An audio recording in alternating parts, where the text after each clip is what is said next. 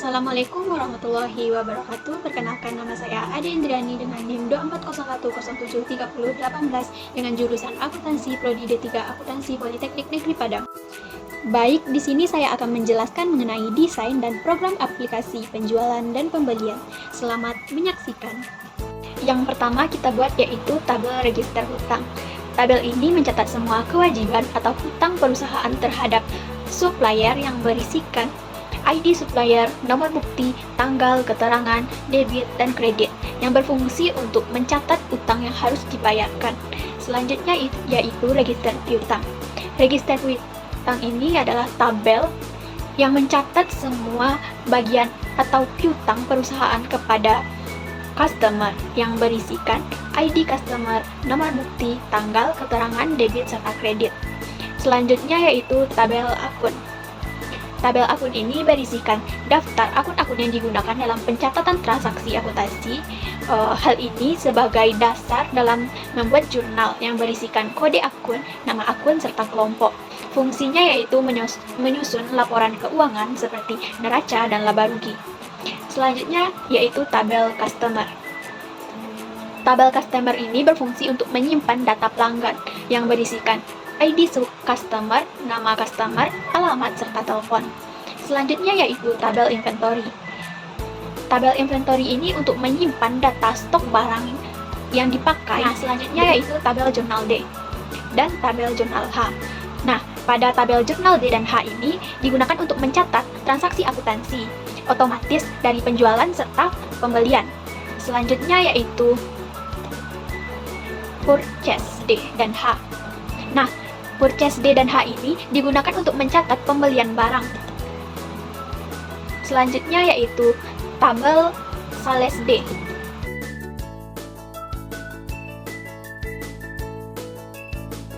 Selanjutnya yaitu tabel purchase D.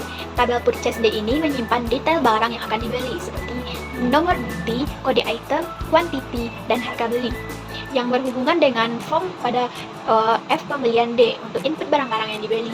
Selanjutnya yaitu tabel purchase H, yaitu tempat untuk menyimpan data utama pembelian dari supplier seperti nomor bukti, tanggal, kode supplier, dan keterangan, dan berhubungan dengan form pada F pembelian H untuk input pembelian dari supplier. Nah, selanjutnya yaitu pada tabel sales D. Tabel sales D ini menyimpan detail barang yang dijual seperti nomor bukti, kode item, quantity, dan harga yang berhubungan dengan form pada F penjualan D untuk input daftar barang yang dijual dalam transaksi tersebut. Selanjutnya yaitu tabel sales H. Nah, pada tabel ini menyimpan data utama transaksi penjualan seperti nomor bukti, tanggal, kode customer, dan keterangan yang berhubungan dengan form pada F penjualan H untuk input data dari data untuk transaksi utama. Nah, selanjutnya yaitu tabel supplier. Tabel supplier ini yaitu tempat untuk menyimpan data pemasok barang. Nah, yang berisikan ID supplier, nama supplier, alamat, serta nomor teleponnya. Nah, selanjutnya kita masuk pada query. Fungsi query ini yaitu menghubungkan atau menggabungkan antara satu tabel dengan tabel yang lainnya. Seperti pada tabel query hutang yang menghubungkan antara tabel register hutang dengan tabel supplier. Selanjutnya pada query jurnal untuk menghubungkan antara tabel akun, tabel jurnal D, dan tabel jurnal H. Pada tabel query neraca saldo, kita menghubungkan file antara tabel akun dengan tabel jurnal D. Selanjutnya pada query piutang, kita menghubungkan antara tabel customer dengan register hutang. Nah, ini yaitu pada form desainnya. Kita dapat melihat isi codingannya seperti berikut. Nah, fungsi codingan ini untuk agar kita bisa membuatnya pada menu view. Selanjutnya pada penjualan H, kita dapat melihat beginilah isi form desainnya. Nah, kita akan melihat isi codingannya. Isi codingannya yaitu seperti berikut.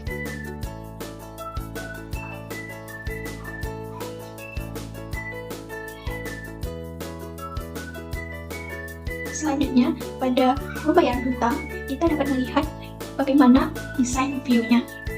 Dan kita akan melihat isi codingan pada form pembayaran hutang tersebut.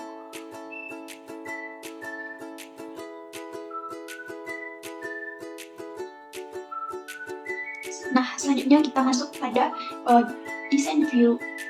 Kita masuk pada from design pada bagian penerimaan piutang.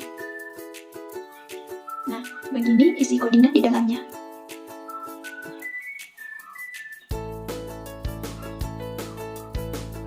Nah, selanjutnya kita akan mengisi pada menu view. Pertama, kita akan masuk pada from pembelian H.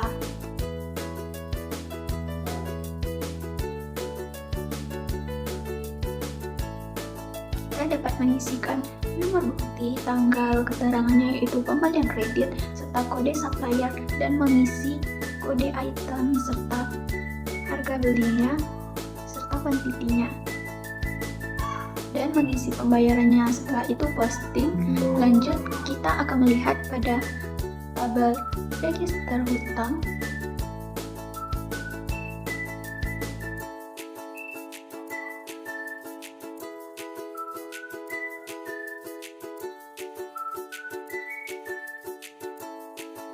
Kita masuk pada form penjualan H. Nah, kita dapat mengisikan nomor bukti, tanggal, serta keterangannya yaitu penjualan kredit, serta kode customer-nya. Nah, pada nama customer, alamat dan telepon akan terisi secara otomatis. Kita dapat mengisikan kode item barang yang akan kita jual.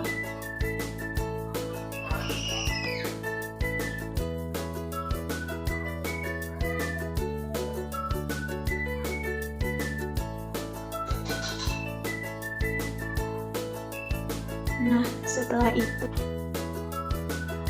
itu kita dapat mengisikan pembayaran yang akan dilakukan. Selanjutnya kita posting. Nah, setelah itu kita dapat melihat pada register piutang,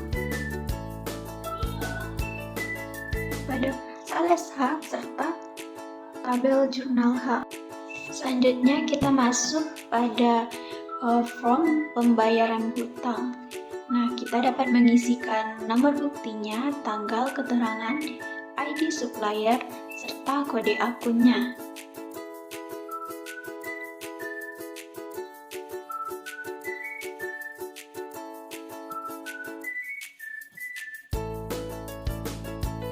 Nah, pada pembayaran kita dapat mengisinya, tapi tidak melebihi pada saldo hutang. Selanjutnya, kita posting.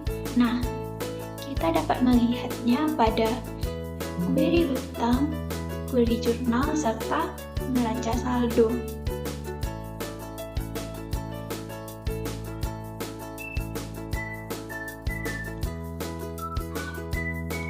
Nah, selanjutnya kita masuk pada penerimaan piutang.